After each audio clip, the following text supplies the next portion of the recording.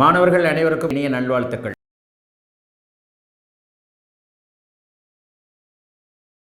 தொழில் செய்து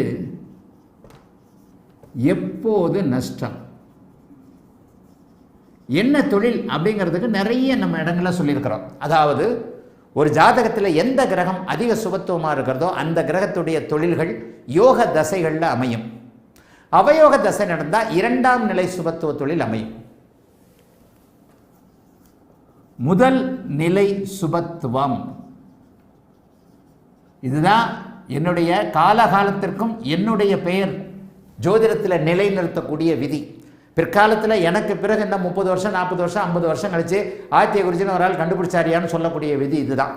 முதல் நிலை சுபத்துவம் யோக தசா வரிசையாக நடக்குமாயின் 2ஆம் நிலை சுபத்துவ தொழில் பரம்பொருள் எனக்கு அருளிய ஒரு விதின்னு இதை சொல்லிடுவேன். பரம்பொருள் அவயோக தசா. இதெல்லாம் வேண்டாங்க. ஒரு மனுஷனுக்கு எப்போவுமே தொழில் செஞ்சால் பிரச்சனையாகவே வந்துடுதுங்க. அந்த மனுஷனுக்கு தொழில் பண்ணுறதுக்கே லாயக்கு இல்லைங்க.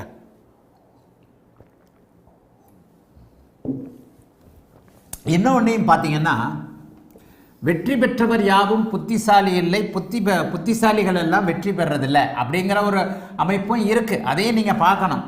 காலம்தான், அதாவது தசாபக்தி அமைப்புகள் தான் ஒருத்தரை தீர்மானிக்குது. தசாபக்தி அமைப்புகள் தான் ஒருத்தரை தீர்மானிக்குது. அதுக்கு உங்கள் வாத்தியாராக நின்று ஆசானாக நின்று பேசிக்கிட்டு இருக்கிற நானும் ஒரு உதாரணம்.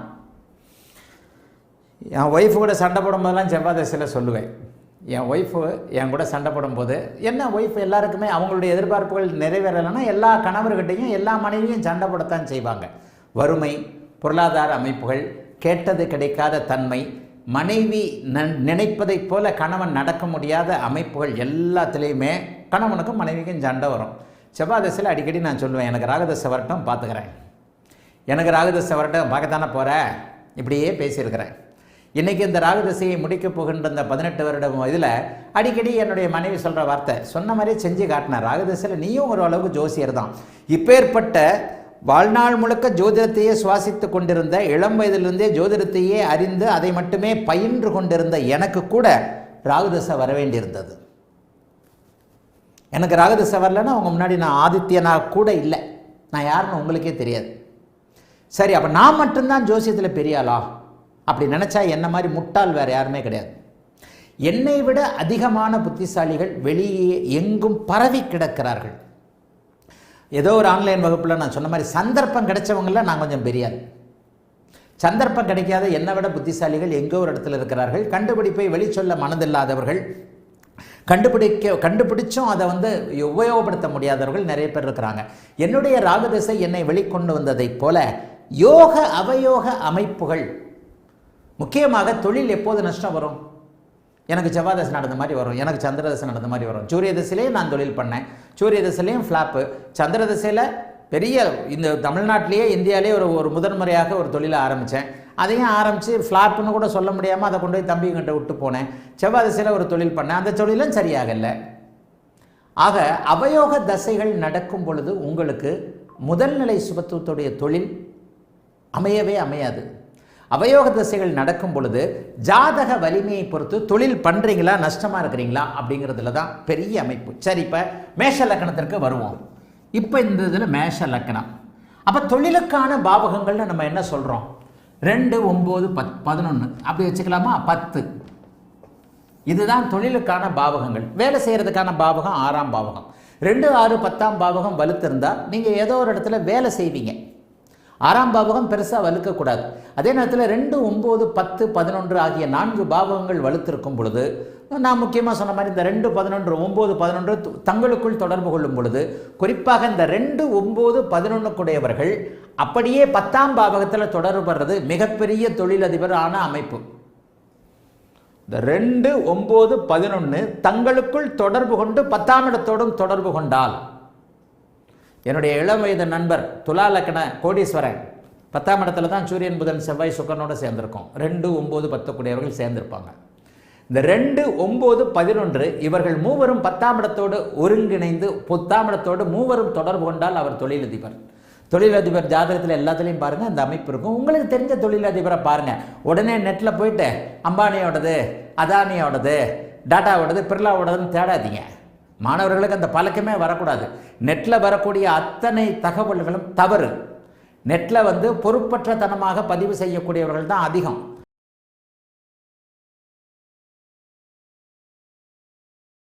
ஒருவர் தொழிலில் எப்போது நஷ்டம், அப்போ தொழிலில் சக்ஸஸ் ஆகிறது 2, 9, 11. இப்போ ஏன் ஒரே ஒரு நபரை திருப்பி திருப்பி சொல்கிறேன்னா, இன்றைக்கு கிட்டத்தட்ட ஒரு 15, 20 அல்லது மிகப்பெரிய ஆயிரக்கணக்கான கோடிகளை சம்பாதித்து கொண்டிருக்கின்ற ஒரு 15, 20 கோடீஸ்வரர்களுடைய ஜாதகம் எனக்கு நல்லா தெரியும். இதில் நெருக்கமாக பழகிறவங்க ஒரு 3, 4 பேர் தான். அதில் ஒரு 3, 4 பேர்லேயுமே ஒரு 2 பேருக்கு கண்டிப்பாக விருப்பமே இல்லை. இதெல்லாம் என் ஜாதகத்தை எதுக்கு போட்டுக்கிட்டு அப்படின்ட்டு. இன்னொன்று இண்டிவிஜுவாலிட்டின்னு ஒன்று இருக்குது, உரிமை என்பது ஒன்று இருக்கிறது.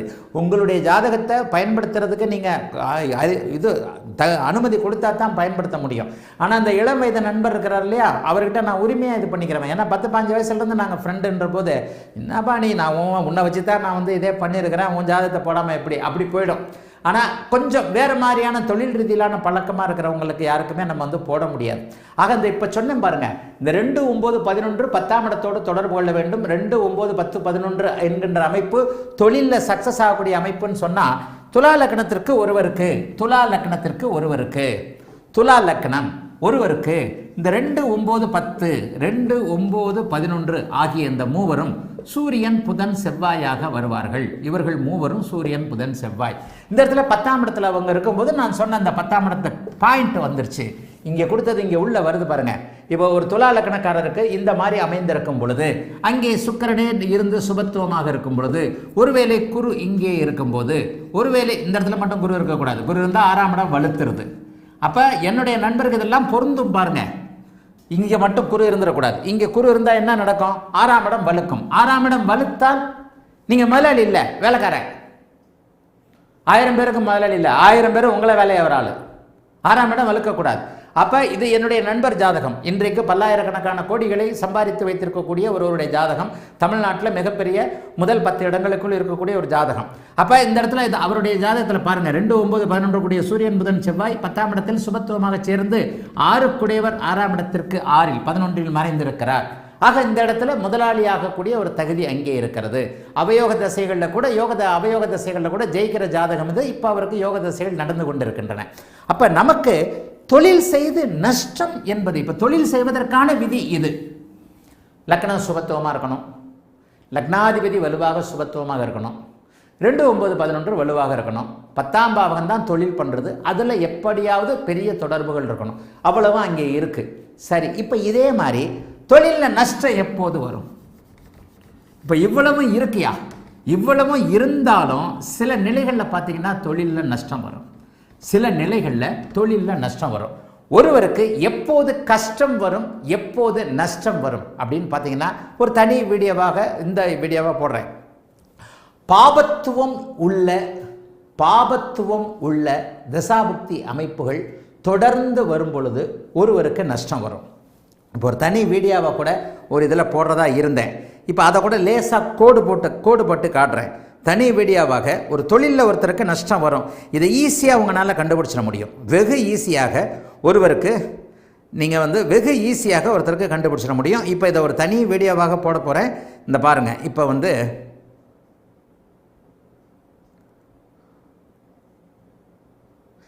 தனி வீடியோவாக ஒருத்தருக்கு போடுறேன். அதுக்கு முன்னாடி லைட்டாக உங்களுக்கு போட்டு காட்டுறேன். ஒருவருக்கு எப்போது எல்லாத்துலேயுமே நஷ்டம் வரும், நெகட்டிவ் வரும். இங்கே பாருங்கள், இது ஒரு உண்மை ஜாதகம். இதற்கப்புறம் கூட நான் 12 லக்னங்களுக்கும் போட்டு காட்டுறேன். இது ஒரு உண்மை ஜாதகம். இந்தாங்க, 20/11/1993 8:54 PM கோயம்புத்தூருக்கு பக்கத்தில் பிறந்தவர். இது ஒரு ஜாதகம். இந்த ஜாதகத்தில் நான் இப்போ கமெண்ட்டு வந்ததுன்னா நானே மாணவர்களை இதை நீங்கள் கணிங்கன்னு சொல்லிவிடுவேன். இதுக்கு உள்ளங்கை நெல்லிக்கனி மாதிரியாக பளிச்சுன்னு தெரியக்கூடிய ஜாதகம்தான். இருந்தாலும் இதுலேயும் மாணவர்களுக்கு நிறைய டவுட் இருக்கும். இது ஒரு உண்மை ஜாதகம். இந்த ஜாதகத்திற்கு நான் பலன் சொன்ன ஜாதகம்.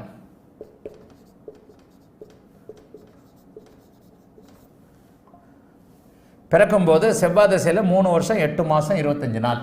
செவ்வாய் திசையில் 3 வருஷம் 8 மாதம் 25 நாட்கள். அப்போ இவருக்கு செவ்வாய் திசை 4 வருஷம். இப்போ இந்த ஜாதகத்திற்கு 33 வயசு ஆயிடுச்சு. அப்போ என்ன நடக்கும்? செவ்வாய் திசையில் 4 வருஷம், ராகு திசையில் 22 வயசு, குரு திசையில் 38 வயசு. சரி அன்பு மாணவர்களே, இப்போ இது உண்மை ஜாதகம். இப்போ தான் நான் உங்களுக்கு சில விதிகளை சொன்னேன். லக்னம் லக்னாதிபதி எல்லாமே சுபத்துவமாக இருக்கணும், 10ஆம் பாவகமும் வலுத்திருக்கணும், 2, 9, 11 ஒருவருக்கொருவர் கனெக்ட் ஆகி 10ஆம் பாவகத்தோடு தொடர்பு கொண்டிருந்தால் நல்லது. அப்போ இந்த மாதிரியான நேரங்களில் ஒருவருக்கு மேலும் நல்ல விஷயங்கள் தசாபக்திகளுக்கு ஏற்ப நல்லது நடக்கும்னு சொன்னேன்.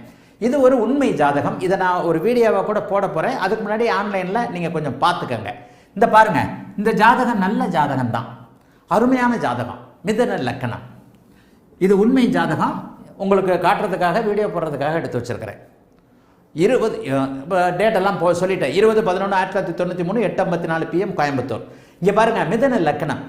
5 குடையவர் 5ஆம் இடத்தில் ஆட்சியாக இருக்க, 9 குடையவர் 9ஆம் இடத்தில் ஆட்சியாக இருக்க, லக்னாதிபதி குருவோடு இணைந்து லக்னத்தை குருபார்த்து 5, 9 குடையவர்கள் 5ஆம் இடத்திலேயே சேர்ந்து சுபர்கள் 5ஆம் இடத்தில் இருக்கக்கூடிய அருமையான யோக ஜாதகம். அருமையான யோக ஜாதகம், டாப் கிளாஸ் ஜாதகம். இந்த ஜாதகர் சம்பாதிப்பார், கோடிகளை சம்பாதிப்பார். எப்படி?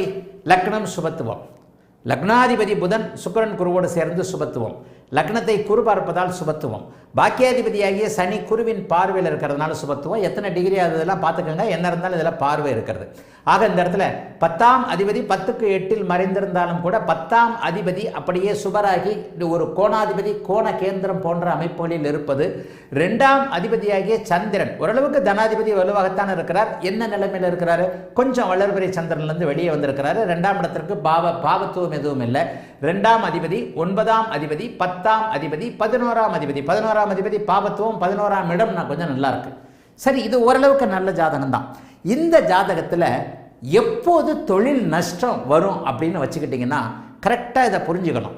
நல்லா பார்த்தீங்கன்னா சந்திர புக்தி, செவ்வாய் புக்தி, சூரிய சந்திர செவ்வாய் ராகு புக்திகள் 4 அவுட்.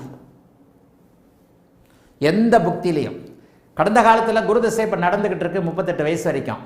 இந்த குருதசையில் சூரிய புக்தி, சூரியன் சந்திரன் செவ்வாய் ராகு, இதில் சூரியன் செவ்வாய் ராகு இந்த 3 புக்திகள்லையும் தொழில் எவ்வளவு பெரிய குபேரனாக ஒருவர் இருந்தாலும் இந்த மாதிரியான ஜாதக அமைப்பில் இது இன்பமும் துன்பமும் கஷ்டமும் நஷ்டமும் மாறி மாறி வரக்கூடிய அமைப்பு.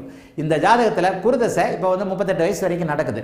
இந்த குருதசை சூரிய பக்தியிலிருந்து ஆள் நல்லா இருக்க மாட்டார். ஏன்னா 6ஆம் இடத்தோடு தொடர்பு கொள்ளக்கூடிய 6, 8 அமைப்புகள். உண்மை ஜாதகம், பலன் சொன்ன ஜாதகம். ஆமாங்க ஐயா, சூரிய சந்திர செவ்வாய் இந்த அமைப்புகள் ஃபுல்லாக அடிபடுமையா? ராகுதசையில் 22 வயசுக்குள்ள ராகுதசையில் சூரிய சந்திர செவ்வாய் பக்தியில் அடிபட்டு போச்சு.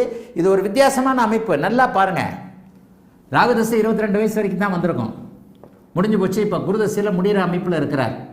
ராகுதசையிலையும் சூரிய புக்தி, ராகுவும் 6ல் சூரியனும் 6ல், அதுக்கப்புறம் ராகு 6ல் சந்திரன் 8ல், அதுக்கப்புறம் ராகு 6லேயே செவ்வாய் 6லேயே. ஆக ராகு தசையில் சூரிய சந்திர செவ்வாய் புக்திகள் இவருக்கு சுத்தமாக எல்லாவற்றிலும் தப்பு. ராகு தசையே ஓரளவுக்கு நல்லா இல்லாத தசை. ஏன்? ராகு செவ்வாயோட சேர்ந்து சனியின் அமைப்பில் இருக்கிறார். ஆனால் இவருக்கு 22 வயதிற்கு பிறகு ஆரம்பித்த குரு தசை யோக தசை.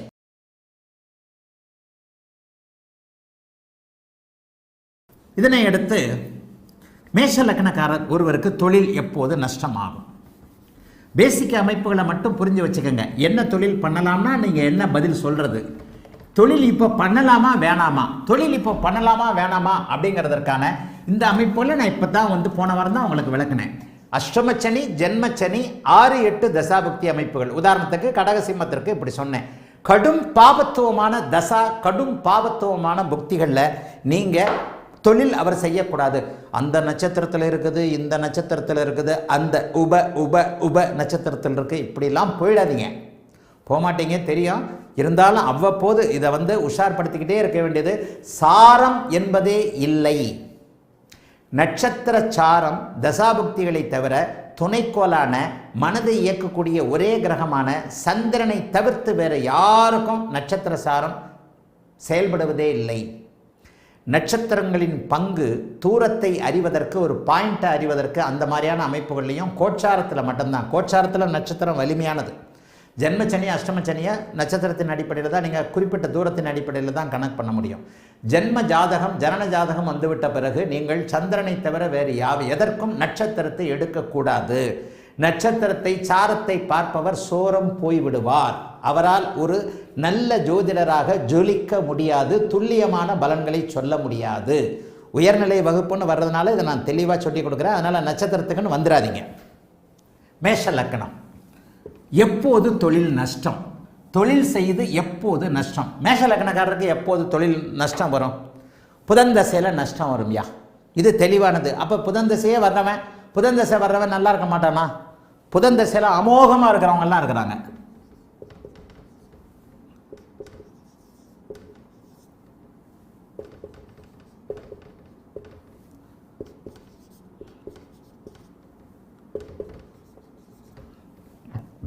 இப்படி ஒரு புதன் தசை வந்தா இந்த மேஷ லக்னக்காரன் கொடி கட்டி பறப்பான், 10,000 கோடி சம்பாதிப்பான். சந்திர அதியோகம், குருவின் பார்வை, லக்னத்திற்கு குருவின் பார்வை, லக்னாதிபதி குருவோடு சேர்க்க, இவரெல்லாம் புதன் தசையில் என்ன பண்ணாலும் கோடிக்கணக்கில் கொட்டும். இது அவயோக தசை, நன்மைகளை செய்யக்கூடிய அமைப்பு. அவயோக தசையுடைய கடுமையான சுபத்துவம். அப்போ தொழில் பண்ணி நஷ்டம் வரணும் அப்படின்னு சொன்னால் உங்களுக்கு மனம் கெடணும். இதையும் பார்த்துக்கங்க. இதெல்லாம் தொழில் பண்ணி சூப்பராக இருக்கக்கூடிய அமைப்புகள். வரக்கூடாத புதன் தசைன்னு சொல்கிறது, வரக்கூடாத புதன் தசையே நல்லா இருக்கக்கூடிய அமைப்புகள் இதில் தான் வருது. ஆனால் அதே நேரத்தில் ஒரு பாவத்துவம், இங்கே ஒரு சனி இருந்தார், அந்த சனி அங்கே பார்த்தாரு, அது நன்மைகளை குறைக்கக்கூடிய அமைப்புகளில் வரும். அப்போ இந்த இடத்துல புதன் தசையை மட்டும் நான் எடுக்க போகிறதுல அது போர் அடிச்சிடும் உங்களை. சரி, உதாரணத்திற்கு சூரிய சந்திர செவ்வாய் திசைகள். அப்போ ராகுவையே போடுவோமே. ராகு திசையில் ஏதாவது கடும் நஷ்டம் வரணும்னா எப்படி இருக்கணும்? ராகு திசை கடுமையான நஷ்டங்களை கொடுக்கக்கூடிய அமைப்புகளில் வருதுன்னு வச்சுக்குவோம். 6ஆம் இடத்தோடு ராகு தொடர்பு கொண்டு இருக்கிறார்.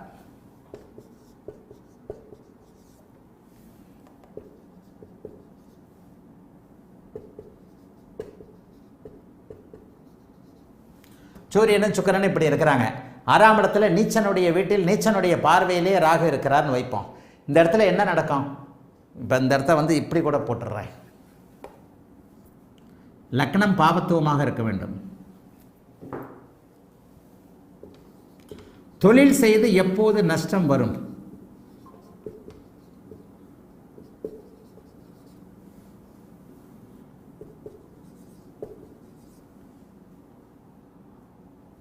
தொழில் செய்து எப்போது நஷ்டம் வரும்?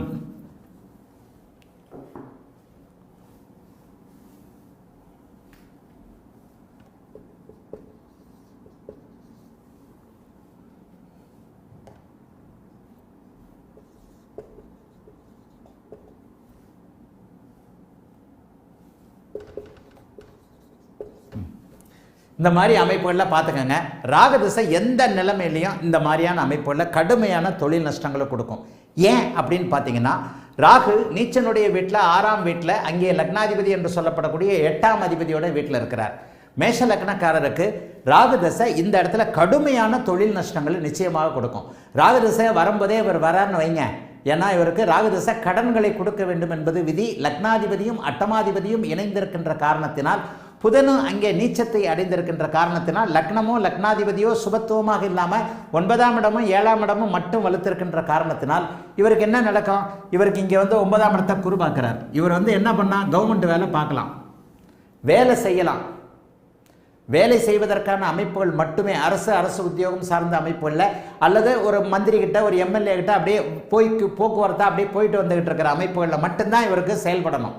இந்த மாதிரியான அமைப்புகளில் ராகுதசை வருகிறது. ராகுதசை ஆனால் குருதசை வருது. குருதசை நல்லாயிருக்கும். குருதசையில் தொழில் பண்ணலாம், சூரிய தசையில் தொழில் பண்ணலாம், சுக்கிர தசையில் தொழில் பண்ணலாம். 10ஆம் அதிபதி 10ஆம் இடத்தை பார்க்கிறார் என்கின்ற அமைப்பை எடுக்கக்கூடாதுன்னு சொல்லியிருக்கிறேன். இங்கே பாருங்கள், 9ஆம் இடத்தை 9ஆம் அதிபதி பார்க்கிறார், 10ஆம் இடத்தை 10ஆம் அதிபதி பார்க்கிறார். ஆனால் தர்மகர்மாதிபதிகள் ஒரு தங்களுடைய பாவகங்களை பார்த்தாலும் கூட அந்த தர்ம கர்மாதிபதிகள் தங்களுடைய பாவகங்களை பார்ப்பது அவர்களுடைய தசையில் மட்டுமே செயல்படும். இப்போது நம்ம ராகு தசையை பற்றி மட்டும்தான் பேச போகிறோம். ராகு 6-8 அமைப்புகளில் இருக்கிறார். 6-8 அமைப்புகளில் இருக்கிறாரே, லக்னாதிபதியோடு அவர் இல்லையா அப்படின்னு கேட்டிங்கன்னா, லக்னாதிபதி 6இல் மறைந்து 8 குடையவர் 11ஆம் இடத்தில் இருக்கின்ற இந்த அமைப்பில் ராகு 8ஆம் அதிபதியாக தன்னுடன் அவரை சேர்த்துக் கொள்வாரே தவிர, செவ்வாய் 8ஆம் அதிபதியாகத்தான் பெரும்பாலும் செயல்படுவாரே தவிர, புதன் ஒன்லி 6ஆம் அதிபதியாக தான் செயல்படுவார் தவிர வேற எந்த அமைப்பும் இருக்காது. ஆக இந்த இடத்துல என்ன இருக்கும், ராகுதசை 18 வருடமும் கடுமையான கடன் தொல்லைகளை, தொழில் நஷ்டங்களை, விரயங்களை, செலவுகளை, கடன் கடன் கடன் கடன் இதிலேயே தான் போகும். செவ்வாயுடைய லக்ன அமைப்புகளில், செவ்வாயுடைய மருத்துவம், விளையாட்டு, அதிகாரம், கட்டிடம், நெருப்பு என்கின்ற அமைப்புகளில், பாபத்துவமான தசாபக்தி அமைப்புகளில் இந்த ராகுதசை அவருக்கு மிகப்பெரிய தொழில் நஷ்டங்களை இந்த மாதிரியான மேஷலக்கணக்காரருக்கு கொடுக்கும். ஆகவே மேஷலக்கணக்காரருக்கு புதன் ஆகாத கிரகம் என்றாலும் கூட புதன் சுபத்துவமாக இருக்கும்போது, இதுக்கு முன்னாடி நான் பார்த்த அந்த அமைப்பின் அடிப்படையில் அவர் தொழில் நஷ்டத்தை அடைவார். ஆனால் இந்த மாதிரியான அமைப்பில் ராகு இருக்கும் பொழுது, எந்த மாதிரியான அமைப்பில் 6ஆம் அதிபதி அங்கே பார்த்து வீடு கொடுத்தவன் நீச்சனாகி 8ஆம் அதிபதி சேர்ந்து சனியின் பார்வையிலும் அடைந்திருக்கும் பொழுது இவரை கண்டிப்பாக தரையோட லக்ஷ்மி அம்மா கேட்டாங்கல்ல, தொழில் போய்கொண்டிருக்கும்னு கேட்டாங்கல்ல, இந்த தொழில் போய்கொண்டிருக்கும்ன்ற வேலையெல்லாம் இங்கே இல்லை. ராகுதசையிலே ஊற்றி மூடி மங்களம் பாடி மண்ணுக்குள்ளே புதைச்சி மேலே புல் முளைக்கி விட்டுரும் ராகுதசை. ஏன்னா இந்த இடத்துல நான் எந்த இடத்துலையும் லக்னாதிபதி லக்னத்தை வலுவாகவே காட்டலை. ராகுதசைக்கு அப்புறம் தானே குருதசை. ராகுதசைக்கே அவர் எல்லாத்தையும் தள்ளாடி போயிடுவார். ஆகவே ராகுதசை 18 வருடம் இவருக்கு தொழில் நஷ்டங்களை கண்டிப்பாக கொடுக்கும். அதில் வரக்கூடிய சஷ்டாஷ்டக தசாபக்திகள் அவரை ரோட்டுக்கே கொண்டு வரும் என்பதுதான் உண்மை.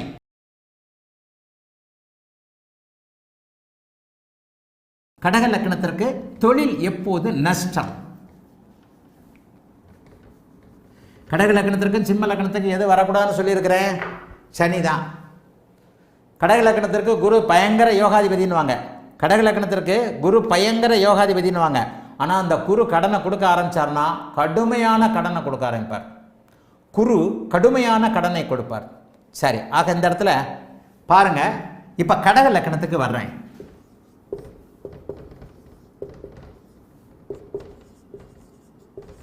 குரு திசையும் சனி திசையும் அவுட், தொழில் நஷ்டம். குரு திசையும் சனி திசையும் அவுட். ஏன்? 6ஆம் அதிபதியாகி சுபர் 6ஆம் இடத்தோடு தொடர்பு கொள்ளக்கூடாது. 6ஆம் இடத்தை அவர் வளர்ப்பார். இந்த இடத்துல லக்னாதிபதியை கடுமையான வீக்காக போட்டுக்கோங்க. அட்டமாதிபதி சுபராகி 2ஆம் வீட்டில் இருந்தால் கூட பரவாயில்ல. அட்டமாதிபதி பாபராகி, அதுவும் சனியாகி தனம், வாக்கு, குடும்பம் என்று சொல்லப்படக்கூடிய 2ஆம் இடத்துல இந்த மாதிரியான ஜாதகர் 35 வருஷம் எப்பேற்பட்ட குபேரனாக இருந்தால் கூட தொழில் நஷ்டம் வரும். கடக லக்னம் பாருங்க மாணவர்கள், ஏன் இந்த அமைப்பு? கடக லக்னத்துக்கு அவர் 6ஆம் இடத்தோடு தான் தொடர்பு கொள்ளக்கூடாதுன்னு அடிக்கடி சொல்லுவேன். ஏன்னா அவர் பாக்கியாதிபதி. ஏன்னா 6ஆம் இடம் மூலத்திரிகோணம் என்கின்ற இடம். 6ஆம் இடம் மூலத்திரிகோணம் என்கின்ற ஒரு இடம். 6ஆம் இடம் மூலத்திரிகோணம் தானே, 9ஆம் இடம் தானே ஆட்சி. அப்போ கடக லக்னத்திற்கு 6ஆம் இடத்தோடு அவர் நேரடியாக தொடர்பு கொள்ளுகின்ற சூழ்நிலையில் கடுமையாக இந்த அமைப்பில் தான் அவர் செயல்படுவார். நல்லா தெரியுதா? சரி, இப்போ இந்த இடத்துல குருதசை சனி தசை வருது. வர்ற மாதிரியே நம்ம போட்டுருவோம். சந்திரனை நீங்கள் கடும் பாபத்துவமாக போட வேண்டும். சந்திரன் ஒளி குறைந்தவராக இருக்க வேண்டும். ராகுவோட கூட வேண்டாங்க, கேதுவோட சேர்ந்தாலும் சூரியனும் சந்திரனும் கெட்டு போவாங்க.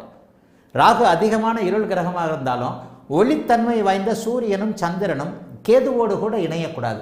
கேதுவோடு இணைந்தாலும் ராகுவிற்கு நிகரான இருள் தன்மையை அவர்கள் அடைந்தே தீர்வார்கள். அப்போ இந்த இடத்துல பாருங்க, குருதிசையும் சனி திசையும் ஒரு 40 வயசில், தொழில் பண்ணக்கூடிய வயசு 30 வயசுன்னு வச்சுக்கோமா, ஒரு 30 வயசில் வரணும் அப்படின்னு சொன்னால் அவருக்கு என்ன நடக்கணும்? தீபாவளி நேரத்தில் பிறந்திருக்கிறார்னு வைப்போம்.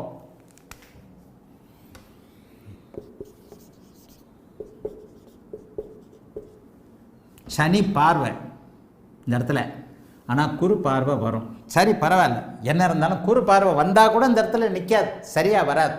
இந்த இடத்துல ராகுவோடு சேர்த்துக்குவோம். அல்லது கேது, ரொம்ப இதெல்லாம் போட வேண்டாம், கேதுவோடு சேர்ப்போம். கேதுவோடு சேர்த்து விட்டு நீச்ச சுக்கிரன்,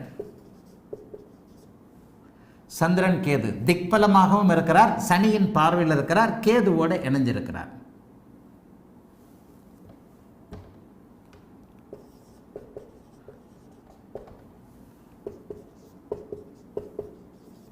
பாருங்க, இந்த இடத்துல இது வந்து அவயோக ஜாதகம். தீபாவளிக்கு தீபாவளிலாம் முடிஞ்சு போச்சு, கார்த்திகை மாதம் சூரிய சந்திரர்களை சேர்த்து போட்டால் தான் தீபாவளி. அப்போ இந்த இடத்துல சந்திரன் 4ஆம் இடத்துல இருக்கிறார், திக்பலமாக தான் இருக்கிறார். ஆனால் கேதுவோடு சேர்ந்து இருக்கிறார், சனியின் பார்வையில் இருக்கிறார். திருப்பி முதலில் பாபத்துவம் பிறகு சுபத்துவம் என்கின்ற அமைப்பின் அடிப்படையில் ஏதோ ஓரளவுக்கு பேண்ட் சட்டை போட்டுட்டு போகிற அளவுக்கு தான் அவர் நல்லா இருக்கிறாரே தவிர, இவருடைய அமைப்பில் குருதசையும் சனி தசையும் இவரை படாத பாடுபடுத்தும். சரி, இந்த இடத்துல அவர் என்ன சுவாதி நட்சத்திரத்தில் சித்திர நட்சத்திரத்தில் பிறந்திருக்கிறார்னு வச்சுக்குவோம். சித்திர நட்சத்திரத்தில் பிறந்திருந்தா செவ்வாய் ஒரு 2 வருடம், ராகு 20 வயசு வரைக்கும், ராகுலேருந்து 36 வயசு வரை குரு, 55 வயசு வரைக்கும் சனி. இந்த ஜாதகர் தொழில் பண்ணலாமா? பண்ணவே கூடாது, பண்ணவே கூடாது. 5 10 10 10ஆம் இடத்தில் ராகு அமர்ந்திருக்க, 10ஆம் அதிபதி நீச்சனோடு 3ஆம் இடத்தில் மறைவு ஸ்தானத்தில், அங்கே புதனும் செவ்வாயும் பரிவர்த்தனை. அதையும் அப்படி பார்த்துக்கங்க. புதனும் செவ்வாயும் பரிவர்த்தனையாகி இருக்கிறது. லக்னாதிபதி சுபத்தன்மை அடைந்திருக்கிறார். ஆயினும் முதலில் பாவத்துவமாகி பிறகுதான் சுபத்தன்மை அடைந்திருக்கிறார். இந்த இடத்துல சனி தசை ஜாதகரை போட்டு வறுத்து எடுக்கும். சனி தசையில் இவருக்கு மூளை வேலை செய்யாது, சனி சந்திரனை பார்க்கறதுனால. அன்பு மாணவர்களே, இந்த கடக லக்னத்திற்கு அதே கடக லக்னத்திற்கு கோடீஸ்வரனாக காசாகராண்டு மாதிரி சம்பாதிக்கக்கூடிய அமைப்பையும் போட்டேன். இந்த இடத்துல மட்டும் ஒரு 2 நிமிஷம் கமெண்ட் கொடுங்க. இவர் தொழில் செய்யக்கூடாது, எப்போது தொழில் நஷ்டம்.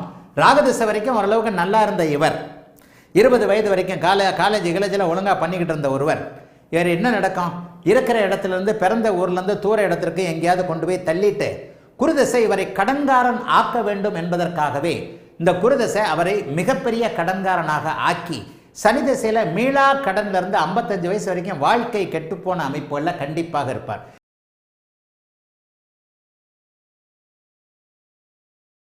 ராஜயோகாதிபதி கன்னிக்கு சுக்கிரன், எதை செஞ்சாலும் சுக்கிரன் நல்லதை கொடுத்துருவாரா? அதே சுக்கிர திசையில் ரோட்டுக்கு போனவங்க இல்லையா? சுக்கிரனுக்கு கடுமையான ஆகாத கிரகம் என்ன தெரியுமா? சனியை விட ராகை விட சுக்கிரனுக்கு கடுமையான ஆகாத கிரகம் அமாவாசை சந்திரன் தான். சூரியன் நீச்ச சூரியன் தான். சூரியனையும் சந்திரனையும் அவர் சேரவே கூடாது. ஏன்னா சுக்கிரனுக்கு அறிவிக்கப்பட்ட தான் உணர்ந்த எதிரிகளாக இருக்கக்கூடியவர்கள் சூரியனும் சந்திரனும்.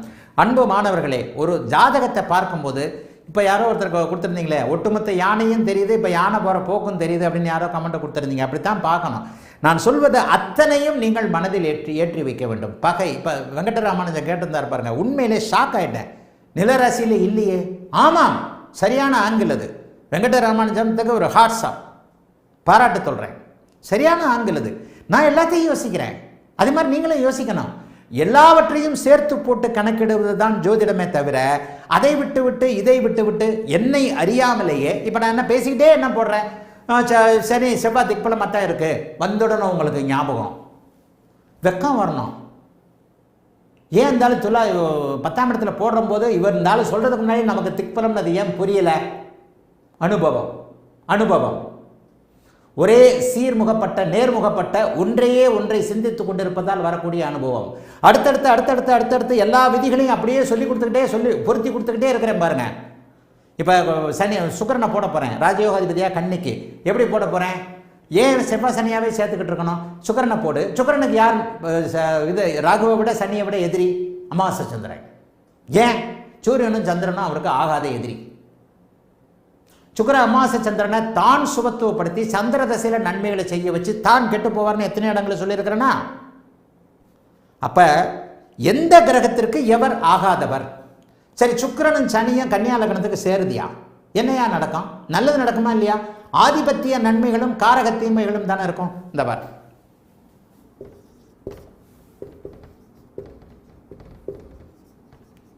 இது நன்மையா தீமையா? நன்மையும் தீமையும். சனி தசை ஓகம்னு இருக்கும், சுக்கிர தசை டல் அடிக்கும். அதுக்காக சுக்கிர தசை ரோட்டில் கொண்டு வராது. ஏன் அப்படின்னு சொன்னால், இந்த இடத்துல 5ஆம் அதிபதியான 5 9 கூடியவர்கள் 10ஆம் இடத்தில் இணைந்திருக்கிறார்கள் என்பது யோகம்.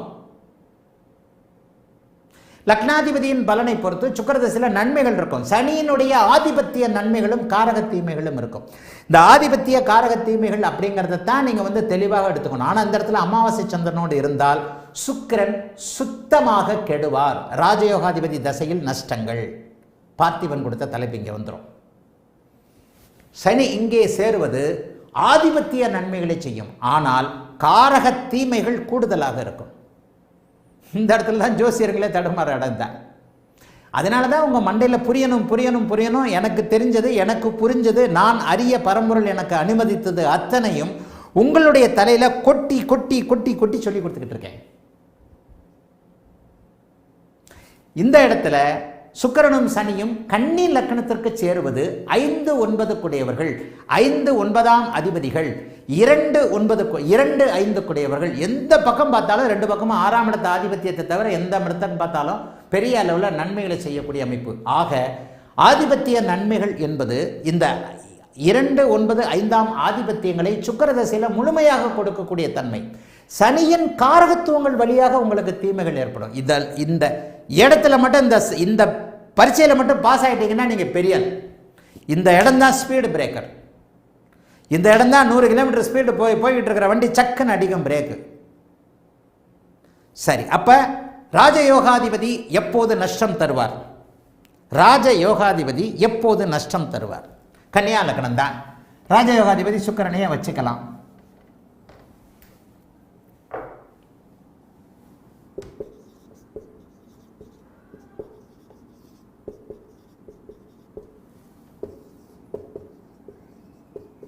சுத்தம். இந்த இடத்துல தான் இது தீபாவளி சமயம்தான். இந்த இடத்துல அமாவாசை சந்திரன், ஒளி இழந்த சந்திரன், ஏற்கனவே நீச்சனாகி போன ஒரு அமைப்பு. இந்த பாருங்க, இதை இன்னும் உறுதிப்படுத்துவதற்கு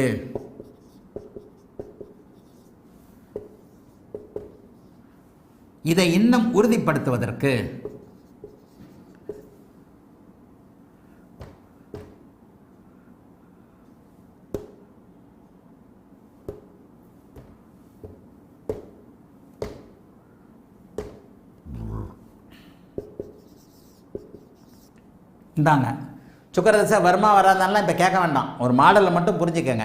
சுக்கிரதசை வர்ற மாதிரினா கூட நான் வேறு இடத்துல நகர்த்தி போடுறேன்.